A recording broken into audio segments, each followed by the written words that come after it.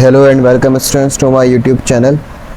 सो जैसे मैंने आपको कहा था कि मैं हर यूनिट के आखिर में उस यूनिट के एमसीक्यू सॉल्व करवाऊंगा मैथमेटिक्स में। तो आज हम ग्रेड 9 मैथमेटिक्स के फर्स्ट यूनिट के एमसीक्यूज़ की वीडियो लेकर के आए। So here is the video for unit number 1 which is real and complex number. तो ये ग्रेड 9 मैथमेटिक्स है हमारी, ठीक है, ग्रेड 9 मैथ्स है हमारी। और यूनिट नंबर 1 है हमारा,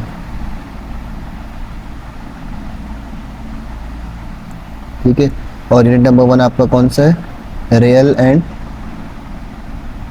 एंड कॉम्प्लेक्स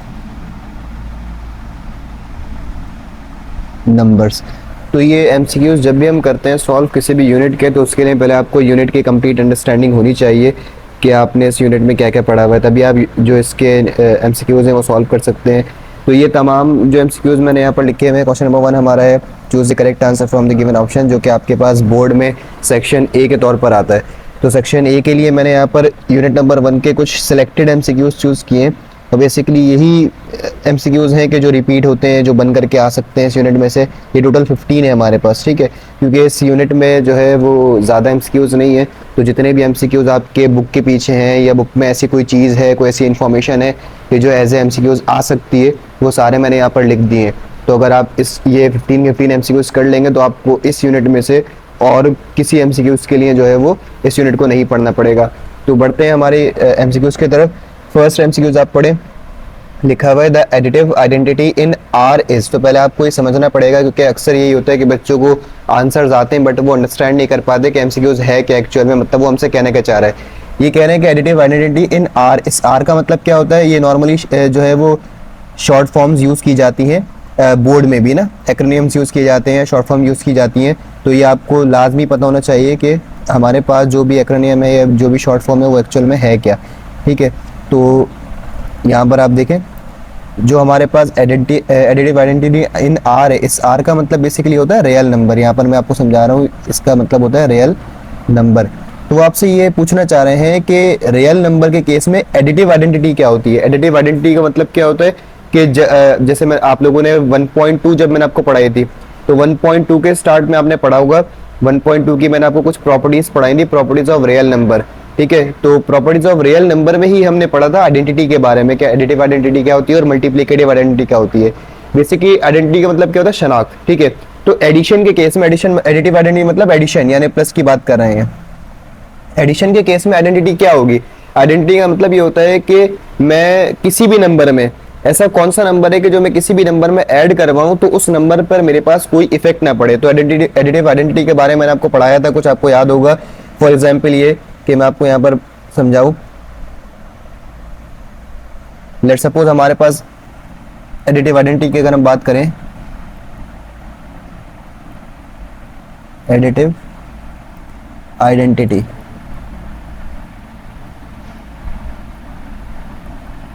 ठीक है। तो एडिटिव आइडेंटिटी बेसिकली क्या है? जब आप एडिटिव आइडेंटिटी की बात करते हो तो इसके लिए मैंने आपको पढ़ाया था कि भाई a plus 0 is equal to a। यहाँ पर a का मतलब क्या है? a का मतलब कोई भी रियल नंबर है। a का मतलब क्या है? कोई भी रियल नंबर है। कैपिटल R का मतलब होता है रियल नंबर, ठीक है। तो a का मतलब है कोई भी रियल नंबर।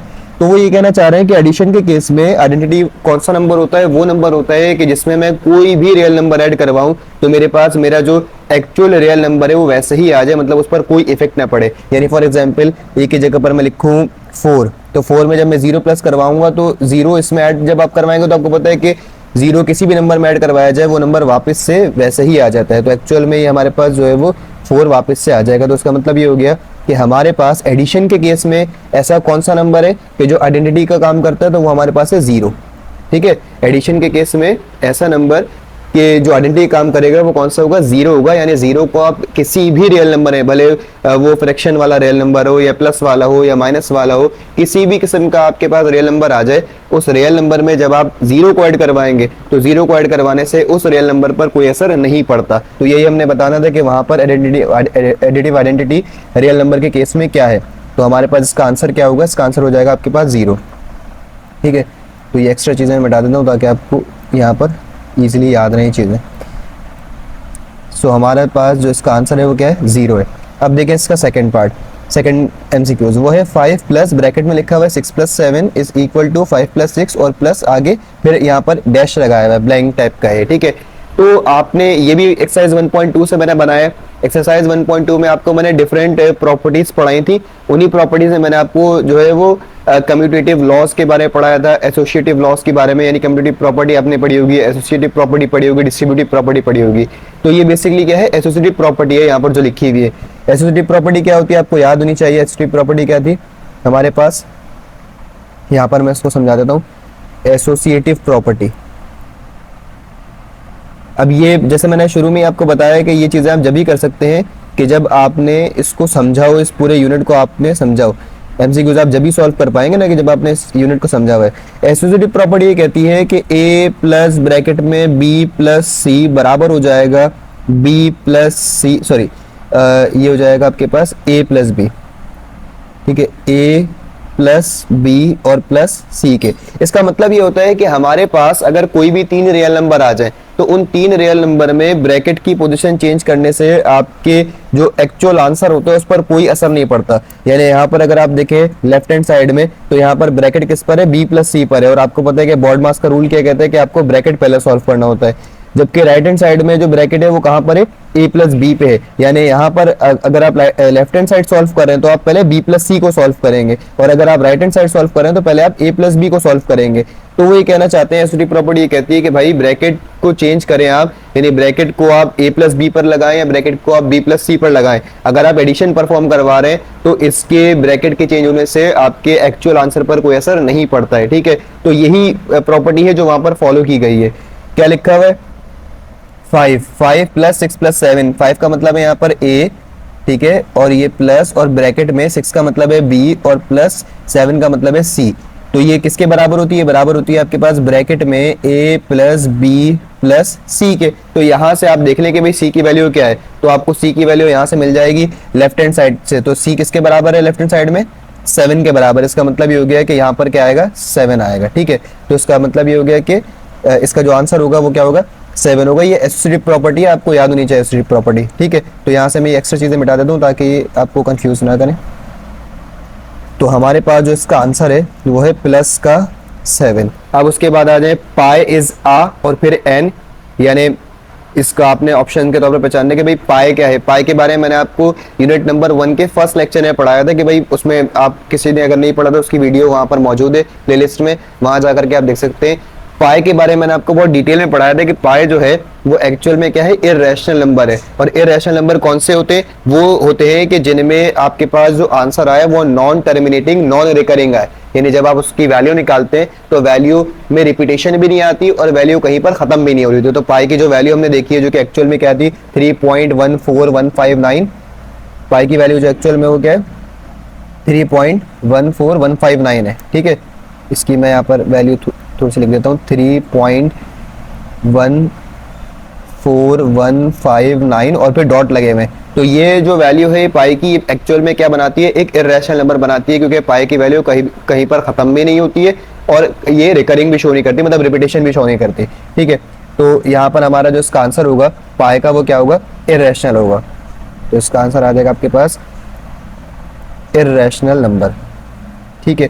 उसके बाद फिर हमारे पास है the product of 2 complex numbers a, b and c, d बराबर होना चाहिए किसके। अब ये जो प्रोडक्ट वाला हमारे पास है ये बेसिकली फॉर्मूला है। आपने अगर ये मेरे जो एक्सरसाइज 1.6 का फर्स्ट लेक्चर था कि जिसमें मैंने क्वेश्चन नंबर 1 को एक्सप्लेन किया था, अगर आपने वो वीडियो देख रखी है, अगर किसी नहीं देखी तो वो भी प्लेलिस्ट में मौजूद है, आप वो वीडियो जाकर के देख सकते हैं वहां पर। तो 1.6 का जो पहला लेक्चर था जिसमें मैंने क्वेश्चन नंबर 1 को सॉल्व करवाया हुआ है, वहां पर मैंने इसके फॉर्मूलाज वहां पर लिखे भी हैं, क्योंकि फॉर्मूलाज के थ्रू ही हमने उस सवाल को सॉल्व किया हुआ है। तो एक्चुअल में ये जो प्रोडक्ट ऑफ 2 कॉम्प्लेक्स नंबर आपको बना के दिखाया है भाई, एक फॉर्मूला जनरेट करता है, यानी a, b को जब आप मल्टीप्लाई करवाएंगे c, d से, तो ये एक फॉर्मूला आपको बना करके देगा। और वो फॉर्मूला किसके बराबर होता है, वो फॉर्मूला आपको याद होना चाहिए। फॉर्मूला बराबर होगा a प्लस c के और b प्लस d के। अब यहाँ पर से अगर आप गौर करें तो यहाँ पर से तो ऐसा कोई हमें नजर नहीं आ रहा है, यहाँ पर a B minus C d है और A B plus C d है, ठीक है। और सेकंड, हाँ सॉरी, फर्स्ट जो ऑप्शन है हमारे पास, फर्स्ट ऑप्शन क्या है हमारे पास, A B minus C D. और A B plus C D. तो हमारे पास जो फॉर्मूला था वो था A C minus B D और A D plus B C. Actual में ये होता क्या है, पहले ए को आप सी से करवाते हैं, पहले आप ए को सी से करवाएंगे, ठीक है, और बी को डी से करवाएंगे, तो क्या बन जाएगा ये ए सी और माइनस क्या हो जाएगा बी डी। फिर उसके बाद आप ए को डी से करवाते हैं और बी को सी से करवाते हैं और बीच में क्या आता है प्लस आता है, तो एक बार माइनस आता है एक बार प्लस आता है। इसका मतलब इसका जो ऑप्शन है वो हमारे पास कौन सा वाला है, थर्ड ऑप्शन करेक्ट है, a C minus B D और A D plus B c. तो ये आपको याद करना होगा, फॉर्मूला है ये। उसके बाद फिर हमारे पास इसका एमसीक्यू नंबर 5 है, ये है 0.123 और यहाँ पर ये बार गलती से ऊपर शिफ्ट हो गया। ये बार बेसिकली कहाँ पर है मैं आपको लगा के दिखाता हूँ, ये 3 पर है बार, ये बार जो है वो 3 पर है, ठीक है।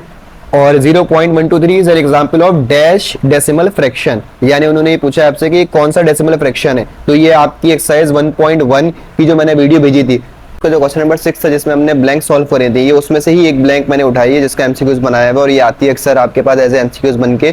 तो उसमें मैंने आपको समझाया भी था कि 3 पर जब बार लगा होता है तो इसका मतलब क्या होता है।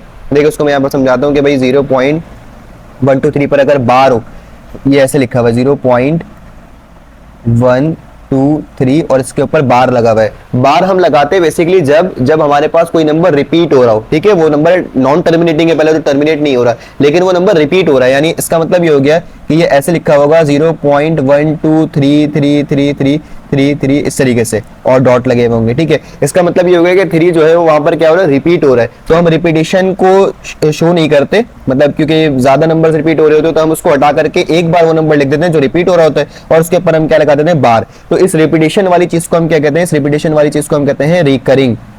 क्या कहते हैं, ये मैंने पढ़ाया आपको, ये कहलाता है रिकरिंग। तो इसका मतलब ये हो गया कि इसका जो आंसर होगा वो हमारे पास क्या होगा, रिकरिंग होगा, ठीक है। 0.123 पर जो बार है is an example of decimal fraction. कौन सा डेसिमल फ्रैक्शन की एग्जांपल है, ये है रिकरिंग डेसिमल फ्रैक्शन की एग्जांपल, ठीक है। उसके बाद आपके पास है MCQ number 6 which is the multiplicative identity in are is. Again वही वाली बात कि आर आपको पता होना चाहिए, आर का मतलब क्या है, आर का मतलब है रियल नंबर। तो पहले आपसे पूछा था कि एडिटिव आइडेंटिटी बताएं रियल नंबर के केस में, अब वो पूछ रहे हैं मल्टीप्लिकेटिव आइडेंटिटी बताएं रियल नंबर के केस में। आइडेंटिटी का सीधा मतलब ये होता है कि आपका जो एक्चुअल नंबर है उस एक्चुअल नंबर पर कोई असर ना पड़े, ठीक है, भले वो एडिटिव के केस में आए या वो मल्टीप्लिकेटिव के केस में आए। तो जब आप मल्टीप्लिकेटिव की बात करते हैं, मल्टीप्लिकेटिव आइडेंटिटी की बात करेंगे आप, तो इसका मतलब ये होगा कि मल्टीप्लिकेशन के केस में वो कौन सा नंबर है कि जिसको मैं किसी भी रियल नंबर से मल्टीप्लाई करवाऊं तो मेरे एक्चुअल रियल नंबर पर कोई असर न पड़े। तो उसके लिए आपको कंडीशन पढ़ाई थी, a multiply by 1 is equal to a, यानी मैं a मतलब क्या होता है, r मतलब रियल नंबर है, ठीक है। यानी जब मैं अपने किसी भी रियल नंबर को 1 के साथ मल्टीप्लाई करवाता हूं तो मेरे रियल नंबर पर कोई असर नहीं पड़ता, वो एक्चुअल में वैसे ही वापस आ जाता है। यानी अगर मैं 2 को 1 से मल्टीप्लाई कराऊं फॉर एग्जांपल तो मेरे पास क्या आ जाएगा, 2 आ जाएगा। अगर मैं -4 को मल्टीप्लाई करवाऊं 1 से तो मेरे पास क्या आ जाएगा, -4 आ जाएगा। इसका मतलब ये हो गया कि यहाँ पर ये जो 1 है ये वो आइडेंटिटी है मल्टीप्लिकेशन केस में, ये वो शरारती नंबर है कि जो किसी भी नंबर से, किसी भी रियल नंबर से मल्टीप्लाई हो जाए तो आपके एक्चुअल रियल नंबर पर कोई असर नहीं पड़ता। तो इसका मतलब ये हो गया कि हमारे पास जो आंसर आएगा इसका एमसीक्यू नंबर 6 का वो क्या होगा, 1, ठीक है। एडिशन के केस में 0 होती है आइडेंटिटी और मल्टीप्लिकेशन के केस में क्या होती है, 1। अब उसके बाद बढ़ते हैं एमसीक्यू 7 की तरफ, ये है इन 2 आयोटा और ब्रैकेट में लिखा हुआ है 3 minus iota the real part is. अब ये वाले जो एमसीक्यूज होते हैं इस तरीके के एमसीक्यूज आपको सॉल्व करके दिखाने होते हैं पेपर में, क्योंकि ये सॉल्यूशन बेस्ड एमसीक्यूज है, ये सॉल्व करके ही इसका आंसर निकलता है। तो आप क्या करते हैं कि जहां पर भी आप अपना आंसर लिखेंगे कॉपी में वहां पर आप इसको रफ कॉलम में इसका सॉल्यूशन शो करते हैं। अगर आप नहीं करेंगे तो इसका कोई मार्क नहीं मिलता इस तरीके के एमसीक्यूज का। तो इसको मैं आपको सॉल्व करके दिखाता हूं कैसे सॉल्व करेंगे इसको। यह क्या है, 2 आयोटा और ब्रैकेट में लिखा हुआ है हमारे पास 3 माइनस आयोटा। तो आप इसको सॉल्व कैसे करेंगे, 2 आयोटा बेसिकली इस ब्रैकेट से मल्टीप्लाई हो रहा है, तो पहले आप 2 आयोटा को 3 से मल्टीप्लाई करवा दें तो इसका आंसर क्या आ जाएगा, 2 3 6 और ये आयोटा हो जाएगा। फिर 2 आयोटा को आप मल्टीप्लाई करवा दें आयोटा से तो माइनस आ जाएगा 2 और आयोटा, आयोटा से क्या हो जाएगा, आयोटा स्क्वायर। फिर 6 आयोटा आपके पास ऐसे आ जाएगा, -2 ऐसे आ जाएगा। आयोटा स्क्वायर किसके बराबर होता है, मैं पढ़ा चुका हूं आपको, आयोटा स्क्वायर बराबर होता है -1 के। तो उसका मतलब ये हो गया कि यहाँ पर आ जाएगा ब्रैकेट में -1। अब ये -1 2 से क्या हो रहा है, मल्टीप्लाई हो रहा है, तो इसका मतलब 6 आयोटा ऐसे आ जाएगा। ये माइनस माइनस क्या हो जाएगा, क्योंकि एक माइनस ये वाला, एक माइनस ये वाला, तो माइनस माइनस प्लस हो जाएगा और 2 1 2 हो जाएगा। इसका मतलब ये हो गया कि इसका आंसर ये आएगा। और आपको पता है कि एक रियल पार्ट एक इमेजिनरी पार्ट है, तो ये फर्दर सॉल्व नहीं हो सकता। तो ये सॉल्यूशन जो है ना, ये जो मैंने यहाँ से यहाँ तक का सॉल्यूशन किया है, ये आपको एमसीक्यूज में लाजमी शो करके दिखाना होगा अगर ये ऐसे कोई एमसीक्यूज आपके पास पेपर में आता है, एग्जाम में आता है। अब इसमें से वो पूछ रहे हैं कि इसमें से रियल पार्ट कौन सा है, आपने बताना है कि इसका जब आप सॉल्यूशन परफॉर्म करेंगे तो इनमें से रियल पार्ट कौन सा आएगा। तो यहाँ पर देखें रियल पार्ट कौन सा है, 2 है, तो इसका आंसर क्या होगा, 2 हो जाएगा। रियल पार्ट वो होता है जिसके साथ इमेजिनरी नहीं होता, मतलब आयोटा नहीं होता, तो वो रियल पार्ट होता है। तो इसका मतलब इसका जो आंसर आएगा वो क्या आएगा, प्लस का 2 आएगा। अब उसके बाद कह रहे हैं कि द एडिटिव इनवर्स ऑफ, ये रूट एक्चुअल में, ये जो आपको नजर आ रहा है ये रेडिकल का साइन है, ये रूट है, ठीक है, रूट, ये सारे रूट्स हैं। तो वो ये कह रहे हैं कि भाई the additive inverse of root 5 is, यानी रूट 5 का एडिटिव इनवर्स क्या होगा। उसी वाली प्रॉपर्टी में जिसमें मैंने आपको रियल नंबर की प्रॉपर्टी पढ़ाई थी, उसी प्रॉपर्टी मैंने आपको ये भी पढ़ाया था, यानी जिसमें एडिटिव आइडेंटिटी पढ़ाया था, मल्टीप्लिकेटिव आइडेंटिटी पढ़ाया था, उसी में पढ़ाया था कि एडिटिव इनवर्स और मल्टीप्लिकेटिव इनवर्स क्या होते हैं। यानी एडिशन के केस में इनवर्स में क्या होता है और मल्टीप्लिकेशन के केस में इनवर्स में क्या होता है। तो उसकी मैंने चाइना ट्रिक बताई थी आपको कि एडिशन के केस में जब आप इनवर्स निकालते हैं तो खाली साइन चेंज होता है, और मल्टीप्लिकेशन के केस में जब आप इनवर्स निकालते हैं तो रेसिप्रोकल होता है, ठीक है। एडिशन के केस में जब आप इनवर्स निकालते हैं तो क्या होता है, साइन चेंज होता है। ये यहाँ लिख देता हूं मैं ताकि याद रहे। एडिशन के केस में जब आप एडिटिव इनवर्स की बात करेंगे, एडिटिव इनवर्स में क्या होता है, साइन चेंज, ठीक है। और मल्टीप्लिकेशन में क्या होता है, मल्टीप्लिकेटिव इनवर्स में क्या होता है,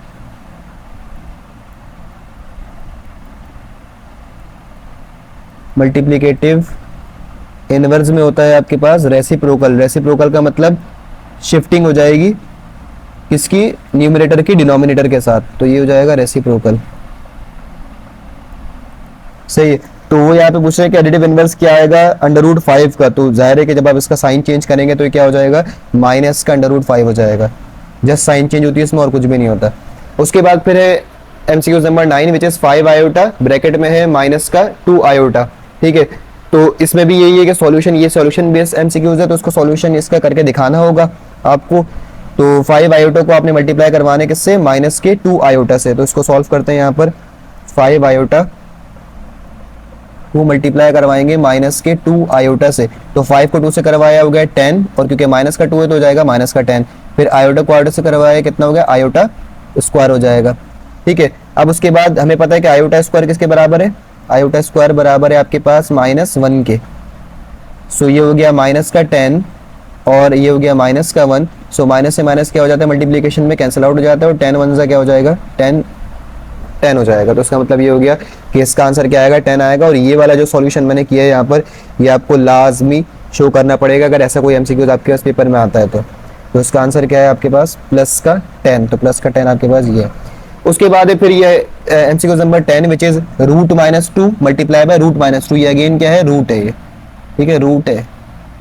तो रूट -2 को मल्टीप्लाई करवाएं रूट -2 से, तो इसका आंसर क्या आएगा। अब इसके आंसर दो तरीके से आ सकते हैं। एक तो ये कि जब आप इसको मल्टीप्लाई करेंगे तो रूट जब भी आप मल्टीप्लाई करते हैं और रूट में सिमिलर नंबर हो तो वो एक ही रूट में आ जाते हैं, ठीक है। रूट जब भी मल्टीप्लाई होती है तो वो एक ही रूट में आ जाते हैं। तो यहाँ से हम इसको करते हैं, अगर मैं इसको मल्टीप्लाई करूंगा तो ये एक ही रूट में आ जाएंगे, मतलब -2 मल्टीप्लाई बाय -2, ठीक है। अब इसका फर्दर सॉल्यूशन क्या हो सकता है कि आप इसका जो है वो पेयर बना दें, तो -2 का पेयर बन जाता है, तो वो रूट से बाहर आ जाता है, मतलब उस पर से रूट खत्म हो जाती है, तो इसका आंसर क्या आ जाएगा, -2। तो एक तरीके से तो इसका आंसर जो है वो -2 आ रहा है, और एक तरीके से इसका आंसर +2 भी आ सकता है। वो कैसे आएगा, जब उनको आपस में मल्टीप्लाई करवाएंगे तो मल्टीप्लिकेशन में आपको पता है कि माइनस से माइनस क्या हो जाता है, यहाँ पर कैंसिल आउट हो जाता है, क्योंकि जब आप स्क्वायर लगाएंगे तो स्क्वायर में माइनस क्या हो जाएगा, स्क्वायर से कैंसिल आउट हो जाएगा, तो इसका आंसर +2 भी आ सकता है। बट ये है कि हम यहाँ पर इसको -2 को ही फॉलो करेंगे इसके आंसर को।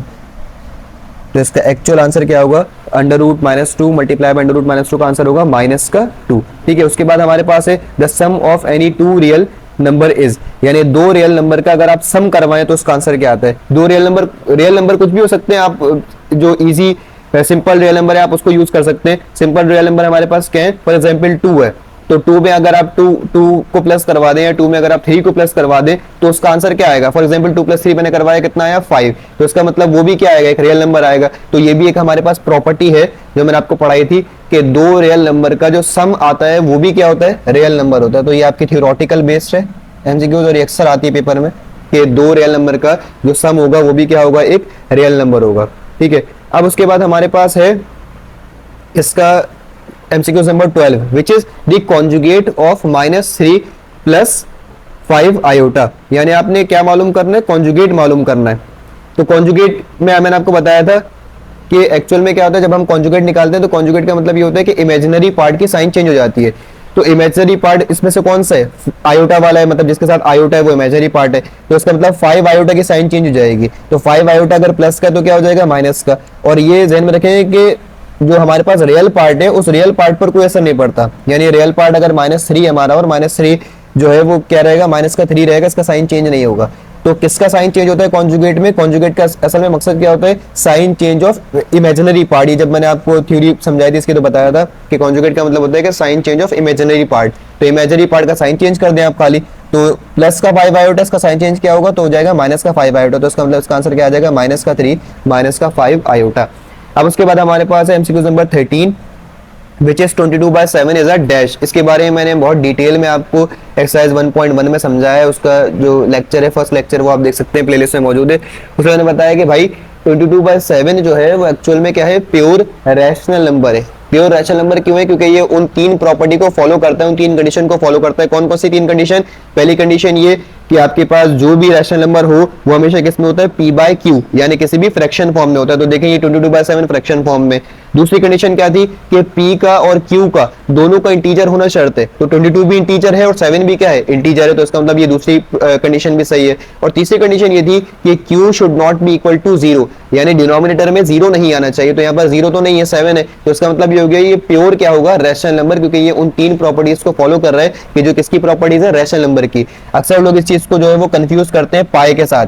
वो कहते हैं कि पाई की जगह पर हम 22/7 लगा लेते हैं, क्योंकि 22/7 की वैल्यू वही होती है जो पाई के। तो ये जो है वो मैथमेटिकली इनकरेक्ट है, ये लॉजिकली इनकरेक्ट है, क्योंकि 22/7 जो है वो बिल्कुल डिफरेंट ठीक है, और पाई जो है वो एक बिल्कुल अलग चीज है। ठीक है, पाई की वैल्यू 3.14159 होती है जो कि कंटिन्यू चलती रहती है, जबकि 22/7 की जो वैल्यू है वो होती है 3.142, और जो एक वक्त पे आके कहीं पर जाकर के स्टॉप हो जाएगी, टर्मिनेट हो जाएगी। तो इसी वजह से 22/7 जो है उसका कोई ताल्लुक पाई से नहीं है। तो 22/7 जो है वो रैशनल है, जबकि पाई क्या है, एक्चुअल में इरैशनल नंबर है। ठीक है, अब उसके बाद MCQ नंबर 14 है which is Q union Q dash. Q का मतलब क्या होता है, ये मैंने आपको थ्योरी में ही पढ़ाया था यूनिट नंबर 1 की। Q का मतलब होता है रैशनल नंबर। ठीक है, Q का मतलब यहाँ पर होगा रैशनल नंबर। और Q डैश का मतलब क्या होता है, Q डैश का मतलब होता है इरैशनल नंबर। ठीक है, तो वो ये कह रहे हैं कि अगर हम सारे रैशनल नंबर और सारे इरैशनल नंबर का यूनियन निकाल दें, यूनियन मतलब मिला करके लिख दें। ठीक है, तो जब आप इनको मिला करके लिखेंगे तो उनका आंसर क्या आएगा वो हमें बताना है। तो एक्चुअल में जो आपने फर्स्ट पेज पे जब आप यूनिट नंबर 1 स्टार्ट करेंगे तो उसका जो फर्स्ट पेज है उस फर्स्ट पेज पे एक चार्ट बना हुआ है। ठीक है, उस टाइमलाइन को अगर आप ऑब्जर्व करें, उस चार्ट को अगर आप ऑब्जर्व करें, तो उस चार्ट में सबसे पहले लिखा हुआ है रियल नंबर, और उसके बाद फिर उसकी 2 सब सेट्स लिखे हुए, ब्रांचेस करी हुई, उसकी सब पार्ट्स करे हुए। उन पार्ट्स में पहला पार्ट आपका रैशनल का है और दूसरा किसका है, इरैशनल का। तो एक्चुअल में रियल नंबर के बाद, मतलब रियल नंबर तो ग्रेटेस्ट सेट है ना मैथ्स में, रियल नंबर के बाद रियल नंबर के जो 2 बड़े सबसेट होते हैं उनमें पहला सबसेट है रैशनल का और दूसरा है इरैशनल का। तो अगर हम रैशनल को और इरैशनल को मिला दें तो एक्चुअल में क्या बन जाएगा, आपके पास रियल बन जाएगा। तो इसका आंसर क्या होगा, रियल नंबर। यानी रियल नंबर में हमारे पास क्या है, 2 ही चीजें होती हैं, एक होता है रैशनल और एक होते हैं इरैशनल, जो 2 बड़े सबसेट हैं। उसके बाद फिर हम उसको डिवाइड करते जाते हैं आगे जाके फर्दर होल नंबर में, नेचुरल नंबर में, इंटीजर्स में, प्राइम में, so on and so fourth. ठीक है, अब उसके बाद हमारे 15 है MCQs, the product of any 2 imaginary numbers is dash. जैसे मैंने आपको अभी सम वाला पढ़ाया कि भाई सम ऑफ 2 रियल नंबर, यानी अगर 2 रियल नंबर का मैं सम करूं तो मेरे पास क्या आंसर आएगा। ठीक है, तो हमने देखा कि वहां पर रियल नंबर आ रहा था। अब वो कह रहे हैं कि अगर आप प्रोडक्ट निकालें, प्रोडक्ट मतलब मल्टीप्लाई करें 2 इमेजिनरी नंबर को, तो 2 इमेजिनरी नंबर को जब आप मल्टीप्लाई करेंगे तो उसका आंसर क्या आएगा। तो हम कोई भी इमेजिनरी नंबर सपोज कर लेते हैं। फॉर एग्जाम्पल मेरे पास इमेजिनरी नंबर है, लेट सपोज मैं यहां पर कर लेता हूं सॉल्यूशन, लेट्स सपोज 2 आयोटा एक इमेजिनरी नंबर है मेरे पास, और एक इमेजिनरी नंबर है मान लो 3 आयोटा। ठीक है, अब इनका मुझे प्रोडक्ट निकाला है, प्रोडक्ट मतलब मल्टीप्लाई करवाना है, तो मल्टीप्लाई करवा दो इनको। 2 × 3 कितना हो जाएगा, 6। आयोटा × आयोटा कितना हो जाएगा, आयोटा स्क्वायर। और आपको पता है कि आयोटा स्क्वायर किसके बराबर होता है, आयोटा स्क्वायर बराबर होता है -1 के। तो इसका मतलब ये हो जाएगा 6, ये हो जाएगा -1, तो ये कितना हो जाएगा, -6। तो आपने देखा कि जो इसका आंसर आया वो एक्चुअल में क्या आया, रियल नंबर आया, क्योंकि अब तो इसके साथ कोई आयोटा नहीं लगा हुआ। तो इसका आंसर क्या आया, रियल नंबर आया। यानी दो इमेजिनरी नंबर का जब प्रोडक्ट निकाला जाता है, मल्टीप्लाई किया जाता है, अब यहाँ पर तो मैंने ये 2 आया और 3 आया अपनी मर्जी के लिए ना, आप किसी भी इमेजिनरी नंबर को यूज कर सकते हैं और आप उसको मल्टीप्लाई करवा के देख सकते हैं, उसका आंसर हमेशा क्या आएगा, एक रियल नंबर आएगा। तो ये भी एक हमारे पास सिंपल प्रॉपर्टी है, वो क्या है कि दो इमेजिनरी नंबर का जो प्रोडक्ट आता है वो हमेशा क्या आता है, रियल आता है। ठीक है, तो इसका आंसर क्या होगा, रियल होगा। तो ये 15 एमसीक्यूज थे हमारे यूनिट नंबर 1 के, कि जिनको मैंने सॉल्व करवा दिया। और ये अगर आप कर लेंगे तो इसमें फिर आपको एक्स्ट्रा कोई एमसीक्यूज करने की जरूरत नहीं पड़ेगी। और ये जो सॉल्व पीडीएफ है इसका, ये हमारे व्हाट्सएप चैनल पे अपलोड कर दिया जाएगा, विच इज टॉपिक गाइड। ठीक है, टॉपिक गाइड का व्हाट्सएप चैनल भी आ गया, तो वो आपको डिस्क्रिप्शन में, इसी वीडियो के डिस्क्रिप्शन में मिल जाएगा उसका लिंक। तो वहाँ पर आपको इसकी पीडीएफ मिल जाएगी, तो उसकी तैयारी करें बोर्ड के लिए और स्टे ट्यून्ड।